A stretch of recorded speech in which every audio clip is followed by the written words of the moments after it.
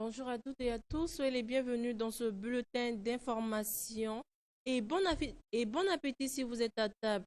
Nous ouvrons ce chapitre pour vous annoncer qu'une réunion de réflexion et d'information pour la mise en œuvre de l'accord de paix entre le gouvernement et les groupes armés, à savoir 3R et UPC, dont l'APPR-RCA signé le 19 avril dernier, à N'Djamena, a eu lieu ce lundi au Palais de la Renaissance à Bangui, regroupant les personnalités politiques du pays autour d'un seul objectif, placé sous le leadership transformationnel du président de la République, le professeur Faustin Archange Touadéra. Le point avec Josiane Saint-Foura, Anga de la presse présidentielle. Cette rencontre de très grande importance présidée par le chef de l'État Faustin Archange Touadéra vise à informer les partenaires sur le début d'exécution des engagements des groupes armés 3R de Abdel Kader alias Bobo et l'UPC de Alinda Rassa, signataires de l'accord de cessez-le-feu et des hostilités le 19 avril 2025 à N'Djamena au Tchad.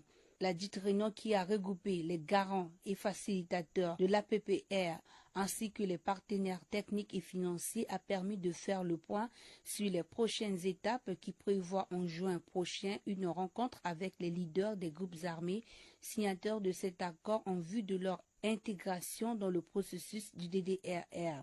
L'occasion pour le président Faustin Archange Touadéra de réitérer la détermination du gouvernement en faveur de la paix et de la sécurité, tout en exprimant au nom du peuple centrafricain ses reconnaissances aux partenaires pour les efforts consentis dans ce sens avant d'inviter les leaders des groupes armés au respect de leur engagement. Le président Faustin Archange Touadéra. Au lendemain du 6 février 2024, le gouvernement continue d'enregistrer plusieurs dissidents des groupes armés qui se sont fait désarmer volontairement. Aussi, nous avons enregistré le réengagement des leaders de 3R, qui veut dire retour, réclamation, réhabilitation, et de l'UPC, Union pour la paix en Centrafrique, le 19 avril 2025 à N'Djamena, pour leur retour dans le processus de stabilisation de la République centrafricaine. Ceci en lien avec l'accord politique pour la paix et la réconciliation. Ce dernier cas a fait l'objet d'une communication officielle le 23 avril 2025, lors de la réunion de restitution que j'ai présidée en ce même lieu, et des travaux d'un groupe thématique qu'a présidé le ministre d'État chargé du DDR et du suivi de l'APPR à l'état-major des armées. Étaient présents aux côtés du président Faustin Archange Touadéra, les garants et facilitateurs de l'APPR, ainsi que le Premier ministre Félix Molowa, les ministres concernés dont le ministre d'État en charge du DDRR, RSS, RN Willy Birosako, le ministre de la Défense Claude Rameau-Biro, ministre des Affaires étrangères Madame Sylvie Notefi Baipo-Témon, le ministre d'État directeur de cabinet de la présidence Obed Namsio, le ministre conseiller en communication porte-parole de la présidence Albert Yaloké Mokbem, les directeurs généraux de la police et de la gendarmerie, ainsi que les chefs traditionnels. Aussi notez que le ministre chargé des Transports et de l'Aviation civile, M. Gautran Jono Abba, et son homologue de la République de Guinée équatoriale ont présidé une réunion de travail ce mardi 27 mai 2025 en la salle de conférence du BARC pour la mise en marche d'un comité mixte inter-État République centrafricaine Guinée équatoriale. Les détails avec Yannick Gobenam et Mathieu Terence Goy. Cette réunion vise à mettre en place un comité mixte inter-État entre la République centrafricaine et la République de Guinée équatoriale. Ce comité a pour mission de travailler pour la mise en œuvre de l'accord de coopération dans le domaine des transports maritimes et aériens en utilisant le port de Bata. Le ministre équato-guinéen des Transports au sorti de cette réunion. C'était la réunion de la mise en marche du comité mixte inter-État Centrafrique-Guinée équatoriale dans le cadre de l'accord qui était signé pour le transit de marchandises en origine et en provenance de la Guinée équatoriale et Centrafrique pour notre port et pour notre route. La mise en place de cet accord, ça permettra de réduire le coût de la vie en Centrafrique. Le transport maritime et terrestre, la logistique, ça joue un rôle important sur le prix final du produit. Si les conditions de transport sont favorables, finalement, le coût de la vie, ça va aussi être favorable. Les prix des matériels, des matières, nourriture et tout ça là, ça va baisser. Les transporteurs, les opérateurs économiques de Centrafrique, ils ont un port ouvert. La Guinée équatoriale ouvre ses portes à la Centrafrique comme pays frère. C'est la volonté de nos chefs d'État. La coopération gagnant-gagnant dans la sous-région. Ça va contribuer aussi à augmenter les échanges commerciaux entre les pays de la CEMAC. Parce que vous savez que les échanges commerciaux aujourd'hui, ça n'atteint pas ni 4%. Mais avec cet accord, ça nous permettra d'augmenter nos échanges commerciaux parce que à part d'amener la marchandise à Centrafrique, les camions, ils doivent aussi retourner avec la marchandise. Et la meilleure marchandise qu'on peut amener de Centrafrique, c'est les produits d'origine centrafricaine. Si la Centrafrique il est fort dans le bœuf et dans les autres produits, les camions peuvent retourner avec ces produits. C'est déjà une façon d'augmenter les échanges commerciaux. Le confort des chauffeurs, quand ils vont rouler sur les routes de la Guinée équatoriale, ce sont les routes en bon état, beaucoup de sécurité.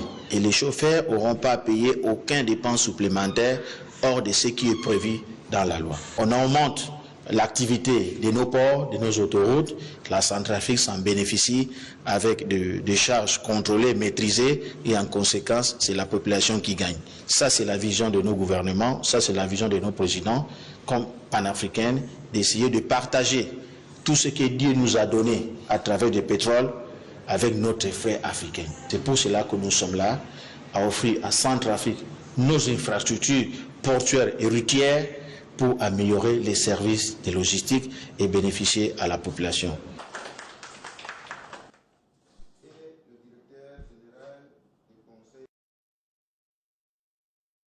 Sachez également que le ministère de la Justice, avec l'appui de la MINUSCA, a organisé à Bangui un atelier d'échange entre les magistrats, avocats et officiers de police judiciaire. L'objectif de cet atelier est de faciliter une meilleure compréhension du mandat de la MINUSCA et de la mise en œuvre des mesures temporaires d'urgence par les acteurs judiciaires nationaux impliqués. Plus de détails à travers ce reportage de nos confrères de la presse MINUSCA. Le ministère de la Justice, avec l'appui de la MINUSCA, a organisé du 21 au 22 mai un atelier d'échange entre les magistrats, avocats et officiers de police judiciaire. L'objectif de cet atelier est de faciliter une meilleure compréhension du mandat de la MINUSCA et de la mise en œuvre des mesures temporaires d'urgence par les acteurs judiciaires nationaux impliqués. Folie Messan, en charge des affaires judiciaires à la MINUSCA, explique ce que sont les mesures temporaires d'urgence. Les mesures temporaires d'urgence permettent aux forces des Nations Unies de procéder à des arrestations et à des mises en détention de personnes soupçonnées d'avoir commis des faits répréhensibles et ces arrestations et mises en détention sont faites en vue de remettre ces personnes à la disposition de la justice pour que la procédure soit menée contre elles.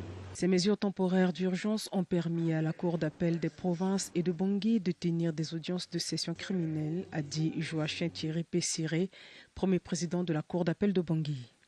Les mesures d'urgence interviennent au moment où nous avons connu des difficultés, surtout les difficultés sécuritaires où dans certaines juridictions, il n'y a pas la présence des OPJ et ce sont les éléments de l'UNPOL de la MINUSCA qui font monter les procédures et qui arrêtent les criminels pour les mettre maintenant à la disposition de la justice. Cet atelier permet d'outiller les participants par rapport aux procédures à appliquer pour l'arrestation et mise en détention en vue de réprimer ceux qui se livrent ou apportent un appui à des actes qui compromettent la paix, la stabilité ou la sécurité en République centrafricaine. L'une des bénéficiaires témoigne.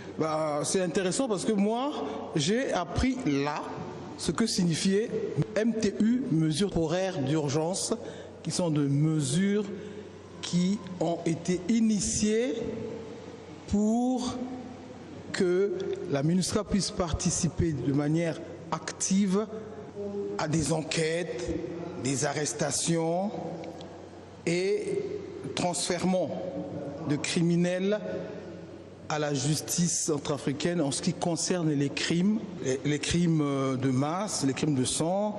Ce second atelier, appuyé par la MINUSCA, contribue à améliorer la collaboration entre les acteurs impliqués dans le processus afin de lutter contre l'impunité.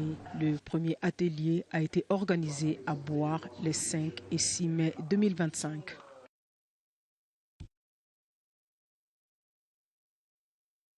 Pour finir, les fauves de jeu d'échecs sont de retour à Bangui après avoir pris part au tournoi zonal du jeu d'échecs tenu du 15 au 24 mai à Libreville au Gabon. Ce tournoi a regroupé 6 pays d'Afrique, à savoir la République centrafricaine, le Gabon, la Côte d'Ivoire, le Tchad, la Guinée-Conakry et l'Afrique du Sud.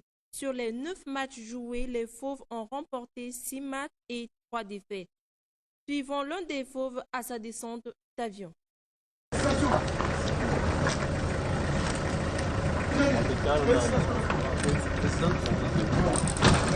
On a participé à un tournoi. Et pour tout dire, c'est notre première fois pour cette équipe-là de sortir. Et ça a été une très belle expérience. On a beaucoup appris et on a défendu les puissants du pays. On a défendu le pays, on a montré de quoi on était capable au niveau international. On a prouvé qu'il y a des joueurs en République centrafricaine, des joueurs qui savent jouer aux échecs malgré les difficultés, malgré les difficultés que rencontre la Fédération centrafricaine, les problèmes financiers, les problèmes de stabilité, l'harmonie qu'il n'y a pas au pays. Mais on a prouvé à l'extérieur qu'on est capable, on a montré notre niveau. Très satisfait même, on est très satisfait. Libreville, on n'a pas rencontré de très grandes difficultés. Le problème qui s'est posé, c'est que avant de partir, on n'avait pas les éléments nécessaires pour pouvoir bien s'entraîner. Parce que ceux qui sont là-bas, ils ont des joueurs qui sont plus expérimentés, qui ont pu sortir. Ils ont su surmonter leur stress. Vu qu'ils ont participé à des Olympiades, ils ont participé à plusieurs tournois. Nous sommes novices, on est nouveaux dans le milieu. Alors on n'a pas pu surmonter le stress et le nombre des gens qui étaient venus, tout et tout. C'est notre première fois de participer à une compétition où il y a des grands joueurs, il y a la notation, il y a les pendules et tout. Donc c'était pas si facile. Mais aussi il y a le climat. C'était pas aussi facile pour nous de s'acclimater. La nourriture, tout et tout, voilà. Le message que j'aimerais passer à l'endroit du gouvernement, c'est d'ouvrir les yeux, quoi. C'est d'ouvrir les yeux sur cette activité.